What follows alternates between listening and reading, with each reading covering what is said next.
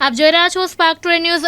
અરવલ્લી ખાતે નવરાત્રી અને દશેરાના પર્વની ઉજવણી બાદ 11ના દિવસે મોડાસામાં માઝૂમ નદીના કિનારે આવેલ રેપડી માતાના મંદિરે દર વર્ષની જેમ ચાલુ વર્ષે પણ હવનનું આયોજન કરવામાં આવ્યું હતું। મનોજભાઈ ભાવસાર અને તેના પરિવાર દ્વારા આ હવન કરવામાં આવ્યું। આ પ્રસંગે બટુક ભોજનનું પણ આયોજન કરવામાં આવ્યું, જેમાં આસપાસની શાળાઓના વિદ્યાર્થીઓ અને માતાજીના માઈ ભક્તોએ મહાપ્રસાદીનો લાભ લીધો।